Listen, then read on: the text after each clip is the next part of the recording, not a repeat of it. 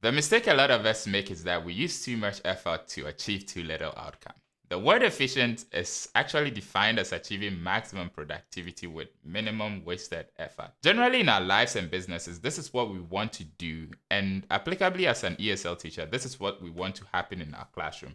To teach efficiently without wasted time and effort, and at the end of the day, to have students who can actually reproduce what we teach. I'm going to break down how we can do this into 3 simple aspects. First of all, the reasons why we should consider applying these methods. Secondly, how to prioritize our lessons to be more efficient. And last but not the least, some supplementary things you consider in the classroom that will make doing this much easier. Now, let's take it from the top. Jumping right into it, let's consider why it's important to try to be more efficient during our lesson. There are 3 reasons why we want to apply these steps. 1 is efficiency, 2 is conscience, and 3 is innovation.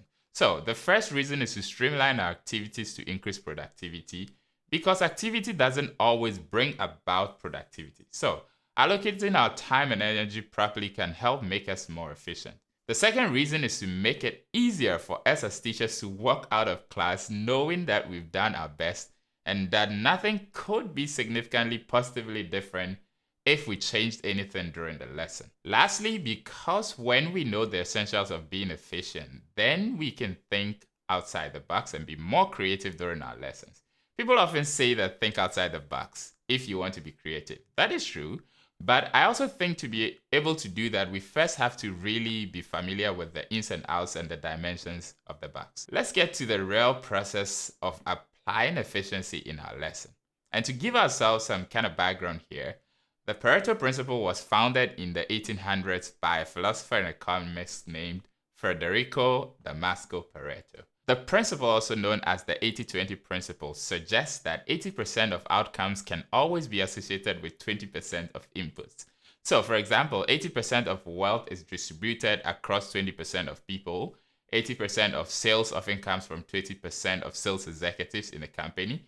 And even in school and in the classroom, 20% of the kids actually answer 80% of the questions we ask during the lesson. The whole idea is not about doing certain things and ignoring others, but rather knowing what gives the best returns and focusing most, not all, of our resources on that, be it your time or energy or finances or whatever else. So in the classroom, to be as efficient as possible, we can apply this rule and prioritize in 2 ways. First is according to the teaching process, and secondly, according to the students, as in which ones to focus more attention on. We'll discuss the latter in another video, but in today's video, we want to look at how we can focus on particular aspects during our lesson to provide the best results. So these are the aspects we want to give approximately 80% of our time during a lesson. So overall, consider 4 things to be particularly important during a lesson. The first is class control. The second is content delivery, which is better known as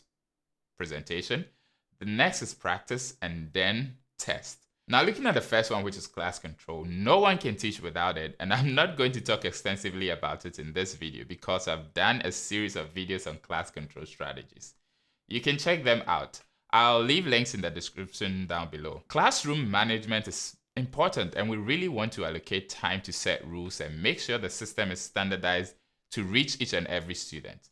There's just one thing that I will add here, which is that we can adopt what is called the habit loop. This is a framework for thinking about the formation and destruction of habits. According to this framework, in the formation of every habit, there are 3 essential things: the cue, the routine, and then the reward or punishment. So the cue is essentially what triggers the habit to occur, which could be a time, a place, an action, or something else.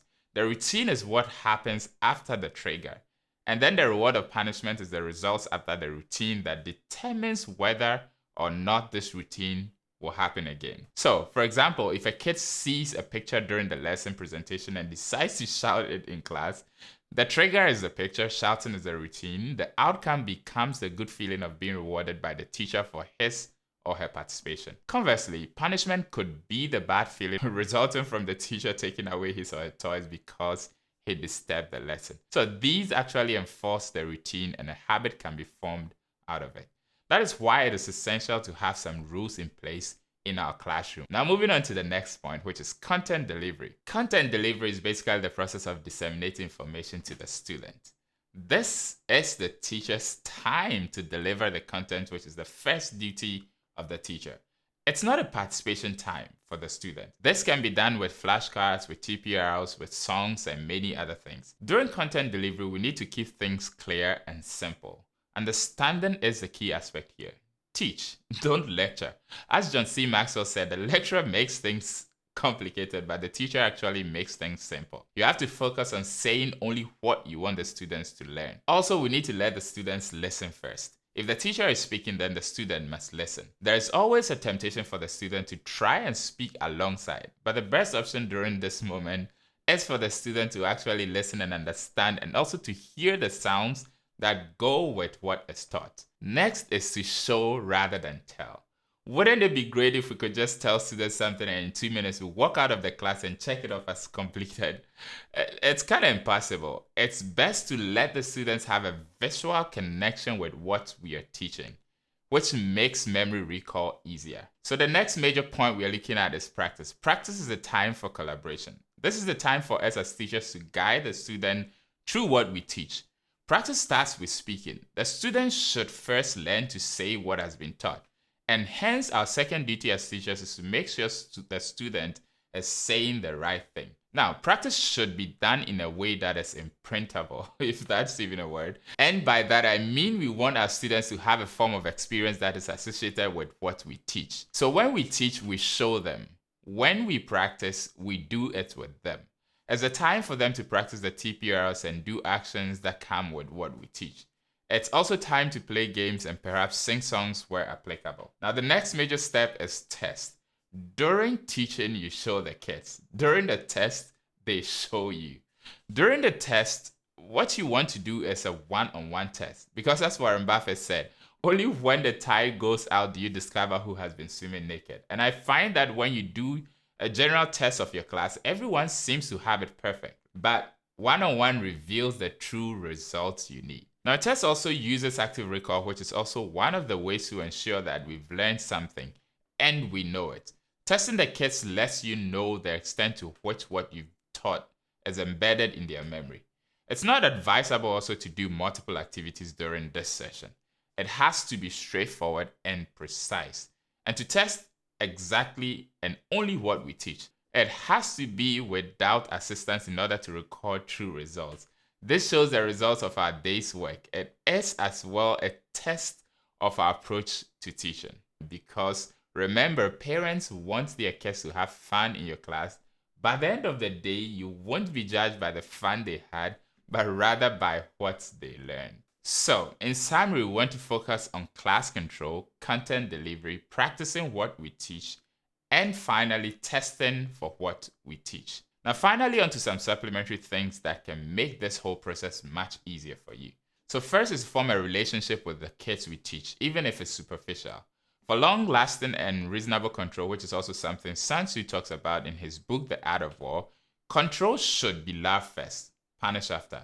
Love gives a basis for punishment, and if we don't want our students to think we are controlling them for our own selfish reasons, then it pays to be genuinely interested in them and show them that we care about them. No funny love. Just be genuine. Lastly, efficiency, which is basically streamlining, is built on top of effectiveness, which is first getting things right. Now, efficiency is outside the box. Effectiveness is the box itself. And to be effective in anything, we have to have some skin in the game. The classroom is no different. Per our temperaments, per our interests, per our personality, among other factors, we have to involve everything and morph it into a single style of teaching. That creates a sense of authenticity, consistency with our students, and establishes some integrity. I may play the fool in class, play the piano, and make some funny sounds, but that may not be you. Whatever you is, you have to use that. I hope all this information has been useful. Subscribe, like the video, and share because this helps recommend the video to others who might need it, and also supports my channel so that I can put out more of such content. Thank you very much, and I'll see you in the next one.